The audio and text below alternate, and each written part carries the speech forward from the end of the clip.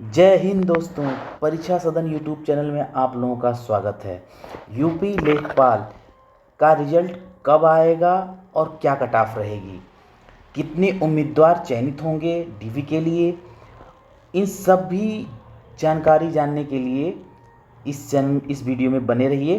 तो चलिए देखते हैं। सबसे पहले यूपी लेखपाल की जो वैकेंसी थी वो कितनी थी।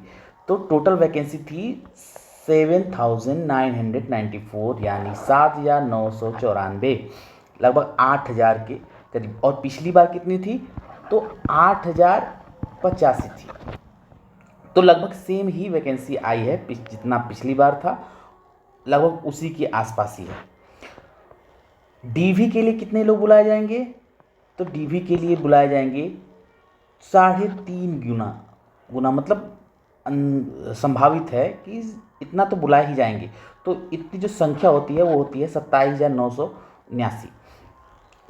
तो सबसे पहले बात कर लेते हैं कि जो पेपर का लेवल था, पेपर का लेवल भाई साहब बिल्कुल ही आसान नहीं था। पेपर बहुत ही स्टैंडर्ड लेवल का था, क्योंकि ये पेपर जो था वो लेखपाल का था। ये कोई टीचर की वैकेंसी का नहीं था, जैसे टीजीटी पीजीटी का नहीं था, ये किसी पीसीएस का नहीं था।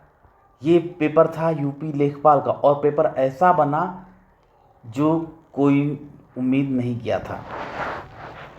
तो देखिए क्या क्या आया था। तो इसमें जीके जीएस आया था, ईवीएस आई थी, कंप्यूटर आया था, डीआई आया था, हिंदी आया था और यूपी जीके आया था। जीके जीएस कितना था 35, ईवीएस कितना था 10, कंप्यूटर कितनी थी तो 15, डीआई कितना था 10, हिंदी 10 और यूपी जीके 20। अब बहुत लोग कहेंगे कि आराम से इसमें किया जा सकता था। तो भाई साहब जो कह रहा है कि नहीं इसमें आराम से किया जा सकता था, वो बहुत ही गलत बोल रहा है। वो पेपर नहीं दिया होगा या फिर नहीं देखा होगा पेपर। ये हम यहाँ पे लिखे हैं एवरेज मार्क, मतलब एक एवरेज व्यक्ति कितना मार्क्स ला सकता था। तो एवरेज का मतलब है कि जो ठीक ठाक पढ़ने में है, जो जिसने तैयारी की है वो कितना ला सकता था। तो जीके जीएस में 35 में हम 22 क्वेश्चन को जान रहे हैं। जो अच्छे से तैयारी कर रहा होगा वो इतना तो कर देगा। ईवीएस में 10 में 6, हार्डली 6 ही कर सकता है, इससे कम भी कर सकता है क्योंकि ईवीएस लेवल की थी। कंप्यूटर भाई साहब, कंप्यूटर तो इतना हार्ड, हर यूपीडब्ल्यूएससी के लगभग एग्ज़ामों में हार्ड आ जा रहा है। कुछ एग्ज़ाम को छोड़ दें तो हम सब में हार्ड आ रहा है। बच्चे परेशान हैं, किसी के 4 सही हो रहे हैं तो किसी के 3 सही हो रहे हैं, किसी के 5 सही हो रहे हैं। हाँ 10 भी सही हो रहे हैं, 12 भी सही हो रहे हैं, लेकिन बहुत ही कम बच्चों का। तो यहाँ अगर हम देखें एवरेज रूप में तो 7। डीआई तो लगभग 10 में से 10 करने लायक था, 10 में से 10 करने लायक था। लेकिन एक आध क्वेश्चन ऐसा था जो कुछ ह्यूमन एरर हो जाता है, कुछ इस तरह हो जाता है। तो मतलब एक क्वेश्चन को अगर हम हटा दें तो 9 क्वेश्चन बच्चे मैक्सिमम कर लिए होंगे। हिंदी 10 में से 8, एक दो क्वेश्चन थे ऐसे, ठीक है। यूपीजी के 20 में से 12। यूपीजी के में थोड़ा सा ऊपर भी हो सकता है जिसने अच्छे से तैयारी की, लेकिन इतना ही मान के चलते हैं।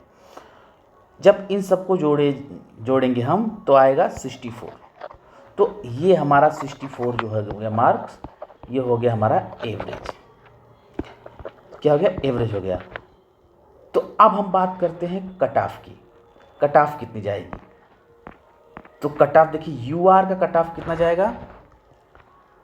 अगर हम ये देखें कि यहाँ एवरेज मार्क्स 64 है, तो हम इसमें सिंपल से बोल सकते हैं कि इसका 63 से 68 के बीच में ही जाएगा। इतना रेंज ले सकते हैं क्योंकि पेपर थोड़ा सा वेरी करेगा। और ईडब्ल्यूएस 58 से लेकर के हम इसको मान सकते हैं कि 64 में आ जाएगा। और यही हालत रहेगी ओबीसी की। एससी का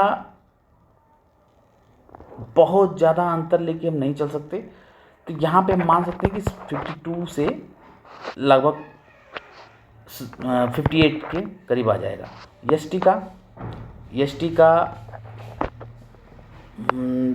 का हम देखें तो लगभग 48 नहीं, करीब पड़ जाएगा, हमको लगता है 45 से 50 के बीच में आ जाएगा एसटी का। यही कट ऑफ रहने वाली है। आप जब आएगा रिजल्ट तो उसके बाद देख लीजिएगा, ये वीडियो सेव कर लीजिएगा, आप लोगों को खुद मालूम चलेगा। हाँ, अब बात कर लेते हैं कि रिजल्ट डेट क्या है। तो रिजल्ट डेट बस इसी अगस्त में आएगी। अगस्त लास्ट तक जो है रिजल्ट आने की पूरी संभावना है।